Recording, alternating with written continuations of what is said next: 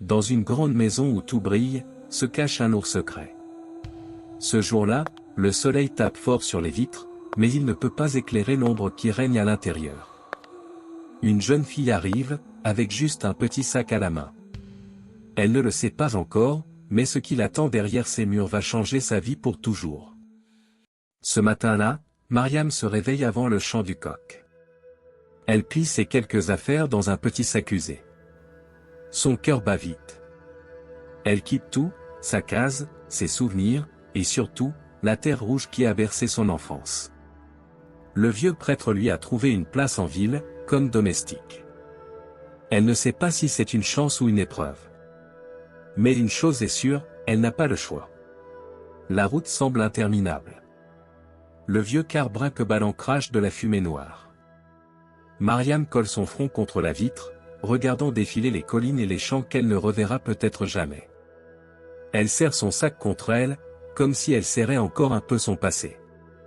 Le silence de ses pensées n'est brisé que par le bruit du moteur fatigué. Chaque kilomètre la rapproche d'un monde inconnu. La ville l'accueille avec son vacarme, klaxons, cris de vendeurs, poussière mélangée à l'odeur d'essence. Mariam descend du car, ses pieds foulent pour la première fois l'asphalte brûlant. Elle se sent minuscule au milieu des immeubles, des marchés bondés et des visages pressés.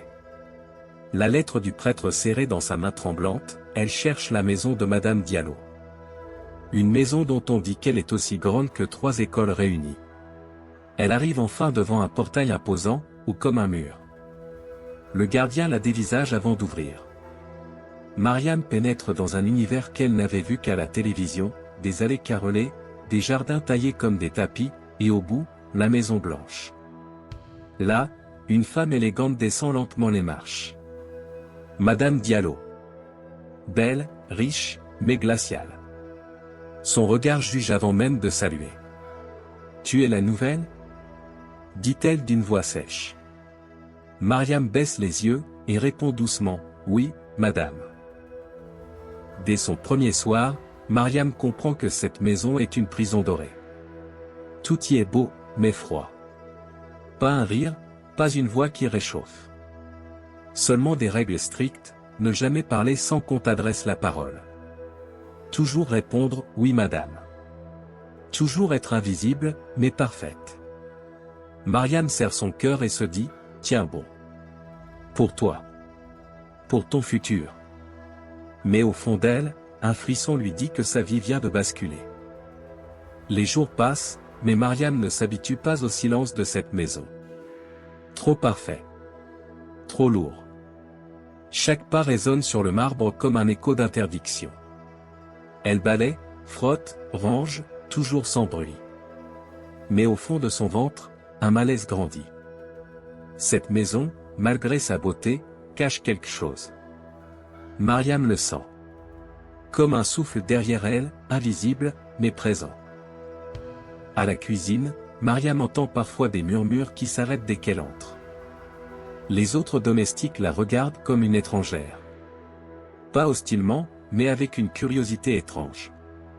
Elle surprend leurs yeux glissés vers son cou, là où pend ce vieux collier de perles rouges qu'elle ne quitte jamais.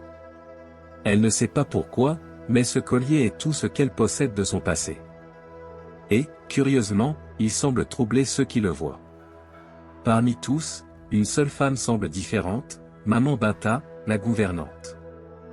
Grande, imposante, avec des yeux qui savent lire les âmes. Elle observe Mariam, pas comme une ennemie, mais comme une mère inquiète. Parfois, leurs regards se croisent, et Mariam croit lire une question silencieuse. Une fois, alors qu'elle rangeait la bibliothèque, Maman Binta s'approche et lui dit doucement, « Garde toujours ton collier, ma fille. » Toujours. Mariam ne comprend pas, mais acquiesce. La nuit, dans sa petite chambre, Mariam serre le collier entre ses doigts. Pourquoi ces perles rouges lui semblent-elles si importantes? Elle ferme les yeux, espérant que le sommeil lui ramène des réponses, mais ne trouve que des fragments, des rires d'enfants, une chanson douce, et une silhouette de femme vêtue de blanc. Mariam ouvre les yeux brusquement, le cœur battant. Qui est-elle? Et pourquoi ces images semblent réelles? Le lendemain matin, en se regardant dans le miroir fendu de la salle de bain, Mariam se fait une promesse, comprendre qui elle est. Pourquoi ce collier? Pourquoi ce malaise dans cette maison? Elle ne sait pas encore que la réponse est plus proche qu'elle ne l'imagine. Peut-être, juste derrière une porte qu'elle n'a pas encore osé franchir. Depuis quelques jours, Madame Diallo observe Mariam d'un œil attentif.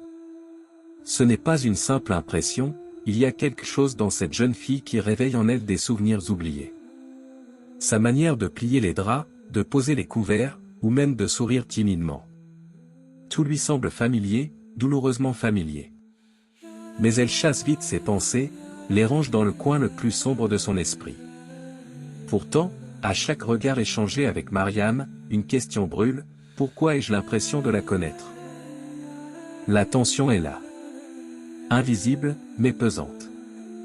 Madame Diallo parle peu à Mariam, mais ses regards en disent long. Mariam, elle, baisse les yeux à chaque fois. Elle ne comprend pas cette gêne qui s'installe. Alors, elle travaille plus vite, plus dur, espérant dissiper ce malaise.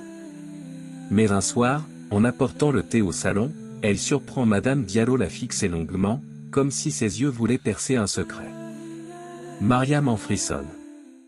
Le lendemain, alors qu'elle nettoie un vieux meuble oublié dans un couloir, Mariam tombe sur un tiroir coincé. Elle force un peu, et soudain, il s'ouvre dans un grincement. À l'intérieur, un petit bonnet de bébé, jauni par le temps, et une photo déchirée. Son cœur s'emballe. Elle prend la photo, et reste figée. Une femme y sourit, portant un bébé dans ses bras. La moitié du visage est manquante, mais, ses yeux, ce sourire, tout lui semble étrangement familier. Mariam serre la photo contre sa poitrine. Ses mains tremblent. Des images floues traversent son esprit, une berceuse, une voix douce qui chante son prénom, un parfum de lait et de fleurs. Elle ferme les yeux, des larmes montent sans prévenir. Qui est cette femme? Pourquoi ce bonnet lui semble-t-il si familier? Dans cette maison, elle sent que chaque mur porte un souvenir qui lui appartient, sans qu'elle en connaisse la raison. À ce moment précis, Mariam entend des pas derrière elle.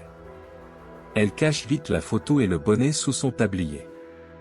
Madame Diallo est là, debout dans l'ombre du couloir, la fixant avec un visage fermé. Une seconde qui semble durer une éternité. Puis, d'une voix calme, presque glaciale, elle dit, « Mariam, viens me voir dans mon bureau, tout de suite. » Mariam sent ses jambes fléchir. Son cœur bat à tout rompre. Elle le sait, quelque chose vient de changer pour toujours. Ce matin-là, la grande maison était calme, baignée par la lumière dorée du soleil. Mariam frottait le sol avec soin, concentrée sur son travail. Soudain, la sonnette résonna. La porte s'ouvrit sur une femme élégante, drapée dans un boubou coloré, sourire généreux aux lèvres, Tanti Aïcha. Une amie de longue date de Madame Diallo. Elle entra avec l'assurance de ceux qui connaissent chaque recoin de la maison. Mais ses yeux, vifs et curieux, se posèrent aussitôt sur Mariam, et s'attardèrent. Tanti Aïcha posa ses affaires, mais son regard ne quitta pas Mariam. Ses yeux semblaient chercher quelque chose, un détail familier. Mariam, gênée, baissa la tête et continua à frotter, mais elle sentait ce poids sur elle. Madame Diallo, de son côté, parlait avec chaleur à son amie, ignorant encore la tempête qui se préparait dans un simple regard. Alors que les deux femmes discutaient autour d'un jus frais, Tanti Aïcha lâcha une phrase qui fit tomber un silence lourd. « Cette fille, elle a le sang des Diallo. Tu ne le vois pas ?» Madame Diallo sursauta, ses yeux se levèrent brusquement vers Mariam. Le verre trembla entre ses doigts. Mariam, confuse, resta immobile, les mains couvertes d'eau savonneuse. Elle n'avait rien compris, mais elle savait qu'un danger venait de naître. Après ces mots, quelque chose changea dans la maison. Le sourire de Madame Diallo s'effaça. Son ton devint sec, ses ordres plus tranchants. Chaque mouvement de Mariam était observé. Elle ne comprenait pas pourquoi la maîtresse, si polie avant, semblait soudain si froide. Mariam, la gorge serrée, se réfugia dans son silence, ignorant que le fil de son passé venait d'être tiré. Tanti Aïcha partit, mais ces mots restèrent suspendus dans l'air comme une malédiction. Cette nuit-là, Madame Diallo ne trouva pas le sommeil. Dans l'ombre de sa chambre, son esprit fouillait le passé, ses mains tremblaient légèrement en ouvrant un tiroir, caressant une photo ancienne, une date oubliée, une blessure jamais refermée. Dans la chambre des domestiques, Mariam dormait profondément, le collier de perles rouges serré contre son cœur, sans savoir que ce fil la menait droit vers la vérité. Cette nuit-là, Mariam ne trouva pas le sommeil. Elle s'agita, perdue dans un rêve étrange. Un fleuve immense, calme, mais inquiétant. Au milieu, un berceau en bois flottait, bercé par les vagues douces. Dedans, un bébé endormi, serré dans un tissu coloré. Mariam tendait les bras, mais le courant l'éloignait encore et encore. Elle se réveilla en sursaut, trempée de sueur, le cœur battant. Elle comprit une chose, son passé lui parlait. Et elle devait enfin écouter. À l'aube, Mariam prit son courage à deux mains. Elle quitta la maison discrètement et marcha longtemps jusqu'à la petite église au bord du quartier. C'était là qu'elle avait trouvé refuge autrefois, auprès du père Augustin. Son cœur battait si fort qu'elle avait l'impression qu'il allait trahir ses pas. Quand elle entra, le prêtre leva les yeux, surpris mais bienveillant. Il savait. Mariam le voyait dans ses yeux. Et elle, d'une voix tremblante, demanda. « Mon père, qui suis-je vraiment ?» Le père Augustin soupira, longuement, comme un homme qui porte un fardeau depuis des années. Sa voix trembla un instant avant de retrouver la fermeté des vérités qu'on ne peut plus cacher. « Mariam, il y a des secrets que seul Dieu peut révéler. Mais sache ceci, tu es née pour une grande maison, et le sang qui coule dans tes veines, n'est pas celui des pauvres. » Mariam sentit ses jambes vaciller. Elle ne comprenait pas tout, mais son cœur savait déjà. Elle portait la main à son collier de perles rouges, un signe, une clé. Quand Mariam rentra, le soleil déclinait déjà derrière les hauts murs de la villa. Mais dans la maison, ce n'était pas la lumière qui inquiétait, c'était le silence. Un silence épais, presque hostile. Madame Diallo était là, assise droite dans le salon, les mains croisées, les yeux froids. Mariam sentit son souffle se couper. Chaque pas résonnait comme un verdict. Elle voulut parler, mais la voix mourut dans sa gorge. Elle savait, l'orage approchait. Cette nuit-là, la maison semblait retenir son souffle. Mariam, allongée sur son lit, fixait le plafond.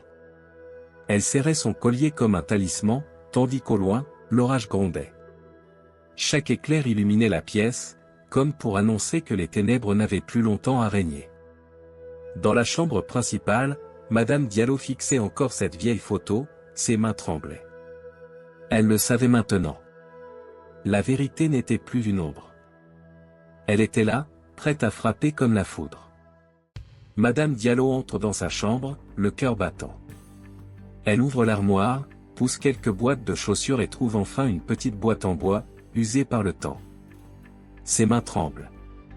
Elle l'ouvre, et là, un collier identique à celui que Mariam garde toujours au cou. Une vague de souvenirs la submerge, et des larmes montent à ses yeux. Madame Diallo referme la boîte et s'assoit au bord du lit, secouée.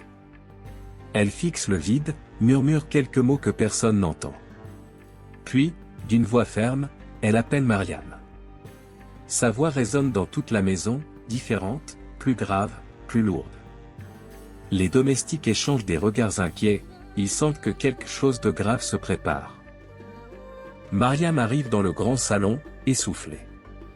Elle sent tout de suite que l'air est différent, lourd comme un ciel avant l'orage. Madame Diallo est là, debout, les bras croisés. Le silence s'étire, coupant le souffle. Mariam baisse les yeux, comme si elle devinait qu'un moment décisif allait bouleverser sa vie. Enfin, Madame Diallo respire profondément. Ses lèvres tremblent avant de lâcher ces mots, « Tu es ma fille. Celle que j'ai abandonnée il y a 23 ans. » La voix se brise. Mariam recule d'un pas, son cœur explose dans sa poitrine. Elle reste figée, les larmes montent, mais aucun son ne sort. Le monde s'arrête autour d'elle. Les deux femmes finissent par s'approcher. Madame Diallo pose une main sur l'épaule de Mariam, puis la serre contre elle avec une force qu'elle croyait avoir perdue. Elles pleurent ensemble, longtemps. Mais dans ce silence rempli de sanglots, une question plane, comment pardonner 23 années perdues? Mariam reste immobile, le souffle coupé. Les mots de Madame Diallo résonnent dans sa tête comme un écho lointain. Ma fille. Elle entend, mais elle ne comprend pas.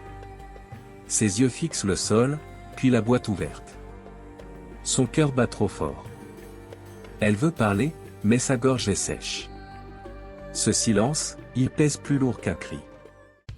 Mariam relève enfin les yeux. Ses lèvres tremblent avant que les mots ne jaillissent, pourquoi? Sa voix brise le silence.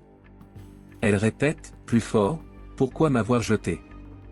Son cri résonne dans les murs dorés de cette maison. Son regard brûle de larmes qu'elle refuse encore de laisser tomber. Madame Diallo baisse les yeux. Elle inspire profondément avant de lâcher la vérité, toute nue, sans maquillage. J'avais peur, honte. Je voulais une vie meilleure, et toi tu étais un obstacle à mes ambitions. Les mots coupent comme des lames. Elle parle, mais ses larmes coulent désormais librement. Elle s'accroche au bord du canapé comme pour ne pas tomber. Mariam recule, comme si chaque mot était une gifle. Ses larmes, qu'elle retenait, explosent enfin. Elle porte ses deux mains à son visage et s'effondre à genoux, ses sanglots étouffés par la douleur. Sa poitrine se soulève, ses épaules tremblent. Elle ne reconnaît plus le monde autour d'elle. Tout s'écroule. Madame Diallo s'avance, mais ses jambes tremblent. Elle veut prendre Mariam dans ses bras, mais la jeune femme recule d'un geste sec. Entre elles, il n'y a plus qu'un abîme. Les deux pleurent, chacune prisonnière de ses regrets et de ses blessures. Dans cette maison pleine d'or, il n'y a plus que des ruines, invisibles. Les jours suivants furent un mélange de silence et de questions sans réponse. Mariam marchait dans la maison, observant chaque pièce comme si elle découvrait un monde inconnu. Son cœur oscillait entre colère, tristesse et curiosité. Elle savait qu'un choix devait être fait, mais lequel? Restait-elle prisonnière du passé ou ouvrait-elle une nouvelle porte vers l'avenir? Chaque pas résonnait dans les couloirs comme un écho de sa réflexion. Un matin, Mariam s'assit face à Madame Diallo dans le salon. Les deux femmes se regardèrent longuement. La mère parla d'une voix douce mais sincère. « Je veux me racheter, Mariam. Je ne veux plus que tu souffres pour mes erreurs. » Mariam sentit une chaleur nouvelle dans ses paroles. Une possibilité d'apaisement, un souffle fragile mais réel pour reconstruire ce lien brisé depuis 23 ans. Mariam reprit ses études avec énergie et détermination. Elle n'était plus une domestique. Les livres remplacèrent les balais, l'apprentissage devint sa nouvelle mission. Chaque matin, elle s'asseyait à la table du salon transformé en bureau d'études, entourée de lumière et de souvenirs, prête à écrire sa propre histoire. Sa mère, silencieusement, observait avec fierté et culpabilité mêlées. Petit à petit, un lien fragile se tissa entre elles. Les gestes se faisaient plus doux, les regards moins hésitants. Une tasse de thé partagée, un sourire échangé, un mot de tendresse murmuré, autant de ponts reconstruits au-dessus du gouffre d'années perdues. Mariam sentait que le pardon n'était pas immédiat, mais que le chemin vers la réconciliation commençait enfin. Les jours se succédèrent, et chaque petite victoire construisit un avenir possible. Mariam avançait dans ses études, sa mère lui racontait des souvenirs enfouis, et ensemble elles bâtissaient un nouveau chapitre. La maison n'était plus seulement un lieu de luxe et de secrets, mais un foyer où l'amour, fragile et sincère, pouvait enfin renaître. Dans le cœur de Mariam, la douleur laissait place à l'espoir. Et pour la première fois depuis longtemps, elle sentait qu'elle appartenait à ce monde, pleinement. On peut enfouir la vérité sous des murs en marbre, mais le sang finit toujours par retrouver son chemin. Ce jour-là, deux vies ont changé. Parce que parfois, la plus grande richesse, c'est la famille qu'on croyait avoir perdue.